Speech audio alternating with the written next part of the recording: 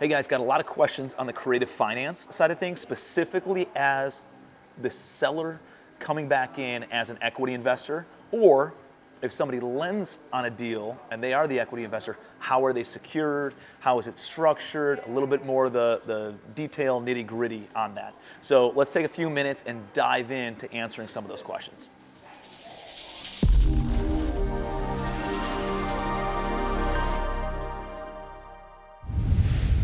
All right, so if you're gonna make an offer with seller financing, not as the primary financing, obviously if they're the primary financing, they can be in first lien position.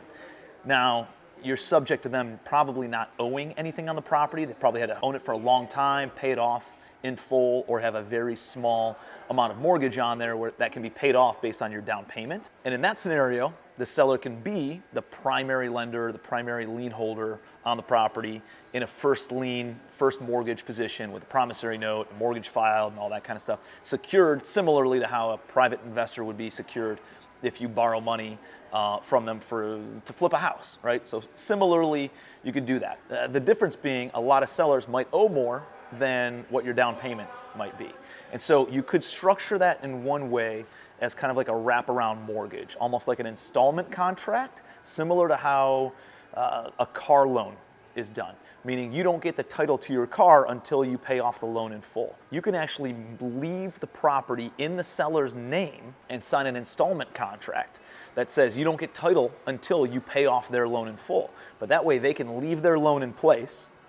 You put kind of a mortgage around it where you make payments to them, they make payments to their bank, and I probably wouldn't do this directly to the seller. I would do it through some third-party attorney or law firm that handled that, and so that way you know that the payments are being made. The other thing is you probably still want to review their loan docs because that could be a trigger, a due on sale type of trigger. So just be aware of some of that stuff when you're doing installment contracts. But installment contracts essentially is a wraparound mortgage which allows you to give the seller a down payment. They carry back majority of the note.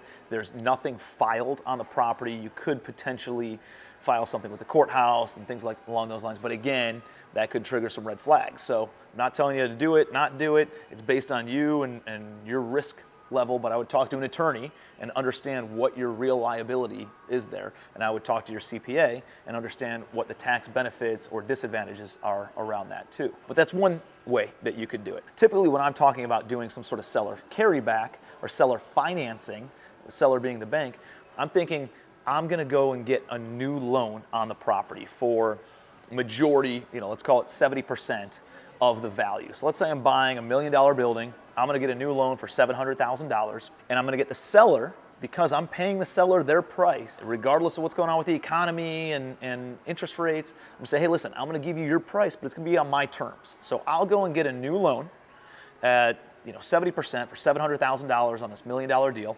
I want you as a seller to carry back the $300,000 as my equity investor. More often than not, the primary bank, who's the primary loan on the property, is not going to allow a second mortgage on the property. So a way that you could structure it is having the seller be the equity investor, meaning you secure them with equity in the LLC that owns the property. So every one of my buildings has, let's say 123 Main Street is owned by 123 Main Street LLC. It's called an SPE, a special purpose entity or single purpose entity, where the only asset owned by that LLC is this building.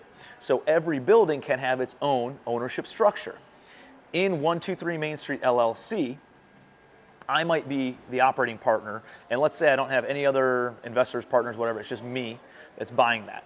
So I'll go and create 123 Main Street LLC, and my holding company will own, let's call it 99% of 123 Main Street LLC. Then I can secure in the operating agreement and some sort of side letter or note with the seller that if the seller carries back that $300,000, then it allows me, I'll secure them with 1% ownership in 123 Main Street LLC. Or you could secure them with more ownership, 30% ownership, and as soon as they get paid out on that $300,000, they've earned it out in full and you buy their ownership. So now you own 100% of 123 Main Street LLC and you've bought them out whenever you refinance or pay them out in 5 years, 7 years, 10 years, whatever that looks like. So no, they're not secured with a mortgage. They are secured in the operating agreement, which means they could put language in there that you would have to agree to, obviously, where if you lie, cheat, steal, if you're grossly negligent, if you're fraudulent, if you miss payments to them, then they have the opportunity to then take over operations and or ownership and your equity in 123 Main Street LLC. So in a way, it's not secured the same way that they would be if they were the bank with a promissory note and a mortgage and all that kind of stuff. But you could still give them a promissory note, just not secured, or secured by operating agreement and the documentation of the partnership instead, that you're going to make those payments to them. In that capacity, they wouldn't have to go through a long foreclosure process, an expensive foreclosure process.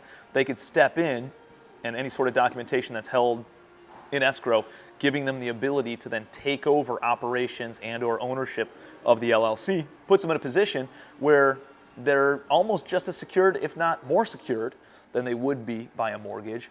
And it gives them some peace of mind where it's faster than a foreclosure, it's cheaper than a foreclosure, and they still have some level of security in that.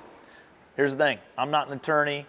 Disclaimers have to be said. Go and talk to an attorney in your state who understands real estate law, understands operating agreements, and what that looks like, to be sure that you can bounce these ideas and structure it in a way that makes sense for you, makes sense for the seller, makes sense for the deal. Now, one other thing I do want to mention is that if the seller is going to contribute part of their sales proceeds as equity to the deal, typically your primary bank who's given you the first lien mortgage on it is going to want to still see $300,000 brought to closing. So you might need some sort of transactional money to bring to closing, 300 grand, but make sure that the seller doesn't see it. It gets routed back to you from seller proceeds at the time from the title company after closing occurs.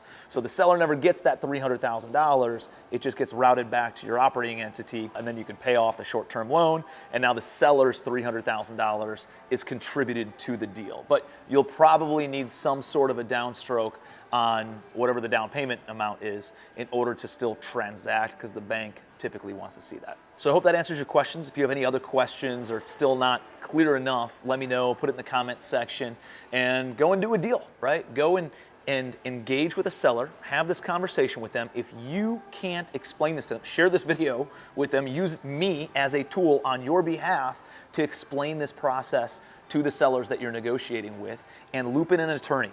Make sure you have an attorney, CPA involved on your side to help navigate that conversation, because there's probably going to be legalities and that kind of stuff that comes up that you're going to want to make sure that you are protected, that the seller's protected, and again, this thing makes sense for everybody in the deal, because technically you're going to be a partner with the seller for the next 5-10 years of ownership until you pay them out on the seller carryback or seller contribution as an equity investor into the deal. So take this stuff, go and put it to use. You're going to learn way more by actually taking this information and utilizing it in a deal than you will by watching 100 of these videos. So don't get me wrong, I appreciate you being here, but go and put it to work. So appreciate you. Please like the video. Subscribe to the channel. We're always dropping new content and always trying to answer your questions and give you all the tools and resources that you need in order to go and have success and build some legacy wealth. So until next time, be your best.